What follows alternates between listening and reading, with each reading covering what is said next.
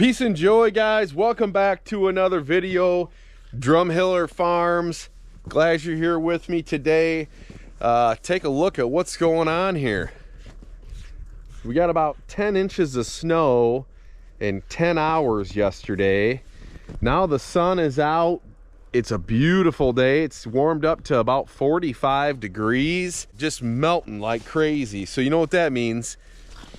Yeah, it's gonna be a muddy mess. But one thing that's pretty interesting is this morning, this Eggmobile had about 10 inches of heavy, wet snow on top of it. And I'm very happy to inform you that the water is dripping off the top, and we know it'll hold 10 inches of very wet, heavy snow.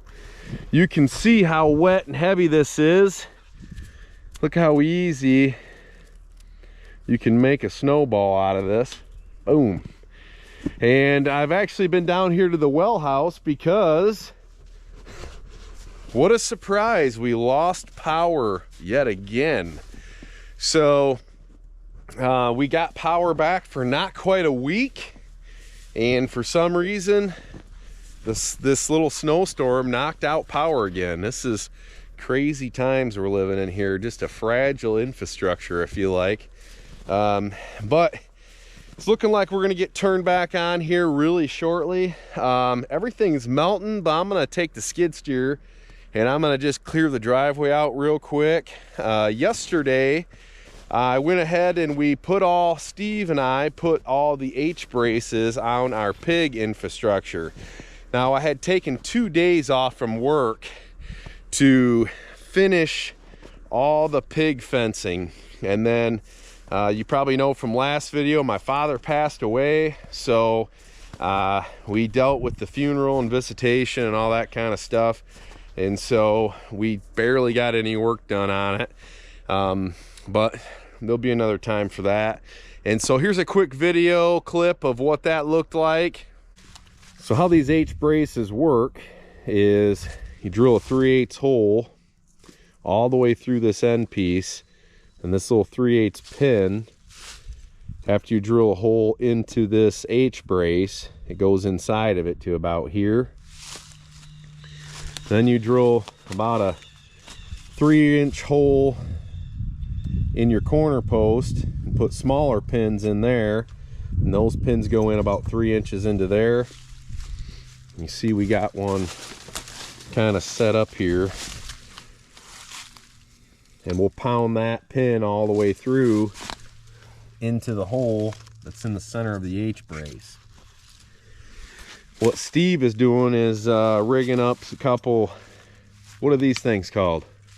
They're tensioning wires. Tensioning wires. We just put a strainer on the end of it so that we can tighten it up once we get the ends to meet. This one, we actually had to put a ratchet strap on just to bring it together a little bit, because this post over here was a little bit willy-nilly on us. So this pin also kind of holds this strainer up. And then what else he's done is he's put a staple down here low in that corner post, and that will hold the other end of it. So then we weave the wire so that it's a figure-8 in the middle. Okay. Rather than just a loop around. You can see how that's holding the wire down there. And I don't know if you heard him, but like you said, you weave the wire like a figure-8. We used to do it is we would actually wrap the staple around that, but works both ways. Oh, you mean you drive the staple in? Yeah. So that That's the way we always used to do it. back in the day. This end. Okay. Oh, you didn't cut very much there. I like to take this end and give it a good 90-degree so that it stays right in your strainer where you want it.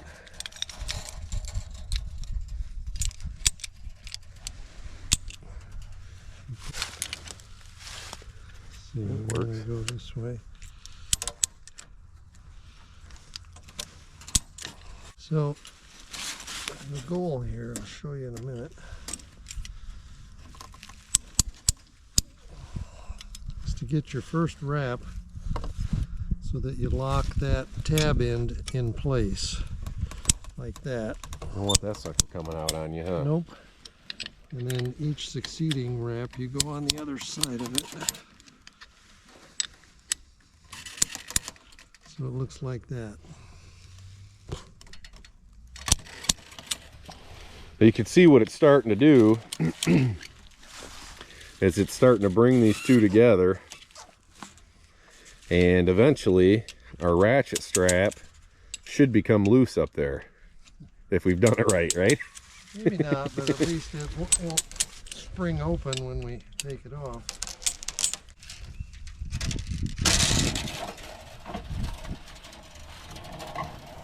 There you go. Get that baby good and taut. All right, so we put all the H bracing on and it's ready for perimeter fencing, and then the interior fencing is going to go pretty quick. I got a pretty cool idea of what I'm going to do with that, so stay tuned and check out how we're going to do our interior pig fencing.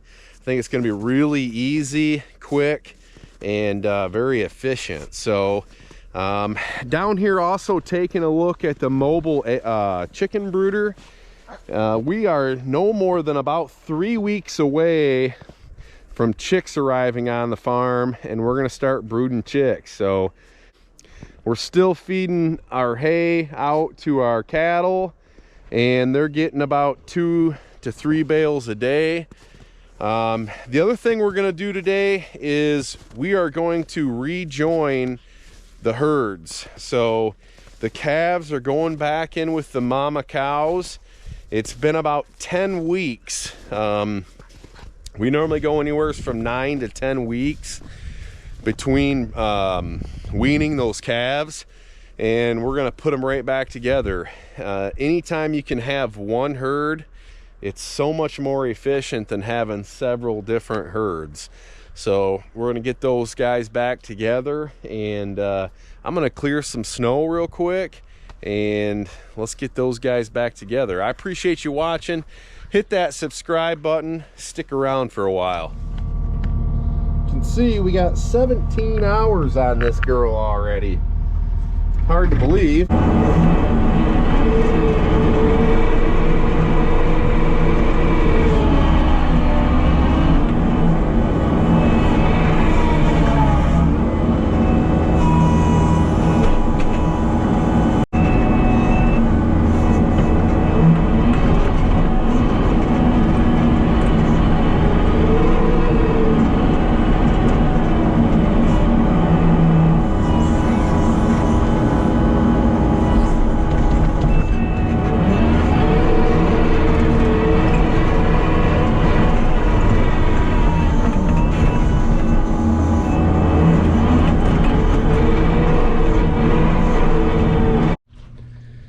Oh, what a mess.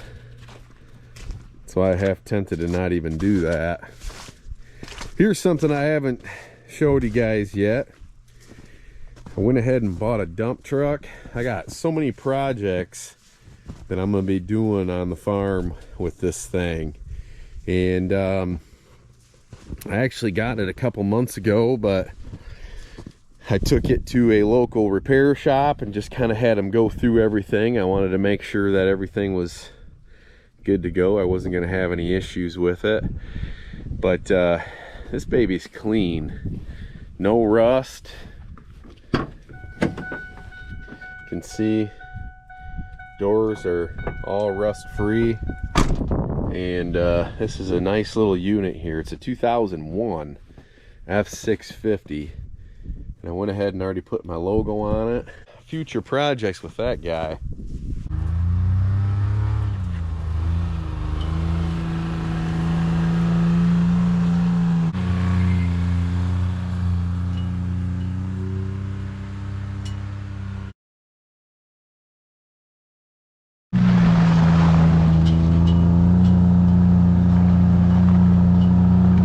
It's a muddy freaking mess right here. There's not a whole lot I can do about that right now.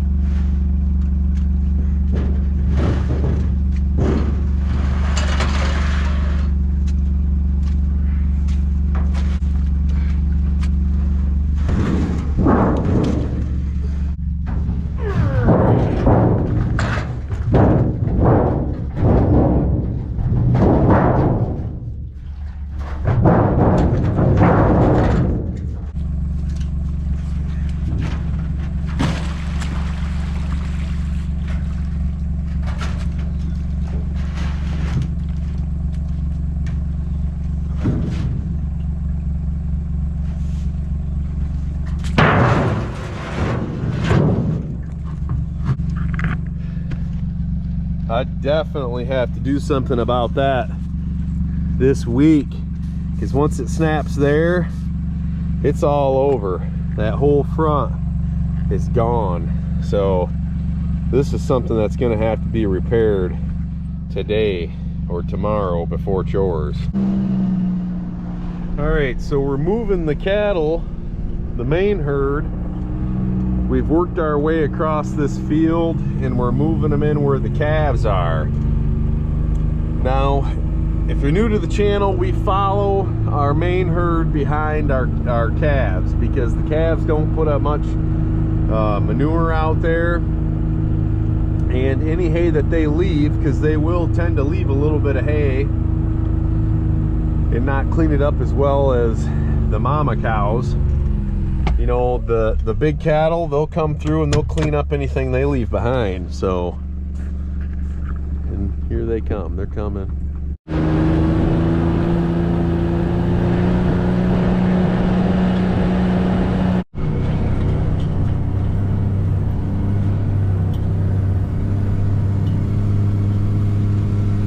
Well, the two herds have now become one again, and they will stay this way until we put the bull in.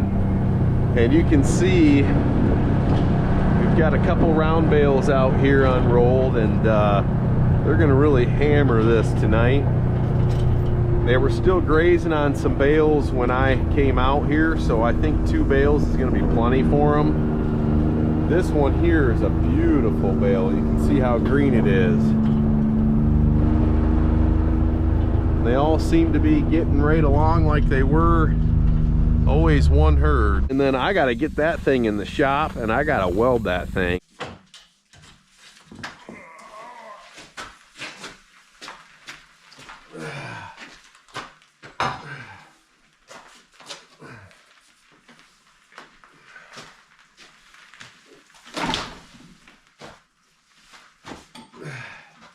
Come on.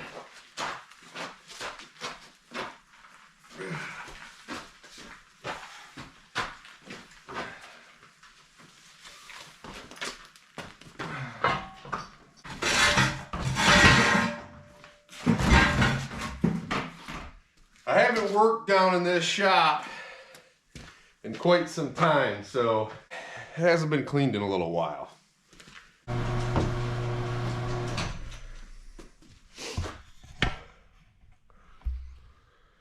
All right, so that's what we're working with here. Pretty good size gap in there. All right, first thing I'm gonna do is I'm gonna grind all this paint off from here. It looks like there was a pretty good sized gap in there when they first welded it. So the more I look at it, the more I think that maybe I'm sure it did separate a little bit, but I'm probably not going to get it to close a whole lot more. So one thing you're going to want to do is make sure you're wearing good safety glasses when you're doing this.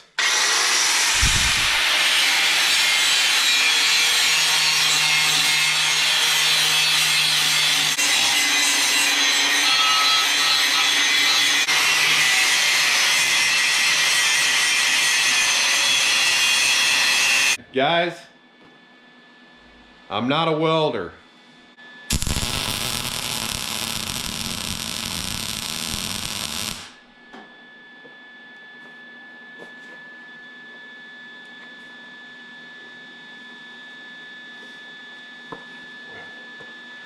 Beards and welders don't mix, let me tell you.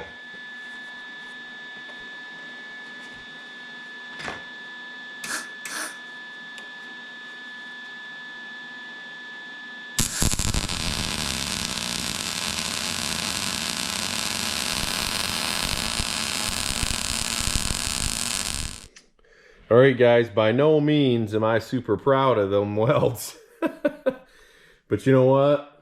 Hopefully it'll hold. And I'm gonna quick get some paint on that thing before anybody else sees it. Sweet, found another can of engine paint.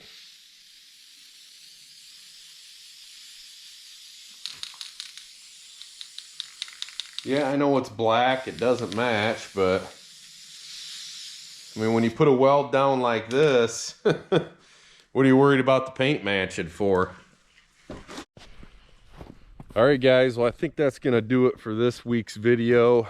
I had some other stuff I wanted to do, but running out of daylight, running out of time. I appreciate you guys watching. If you would, hit that subscribe button.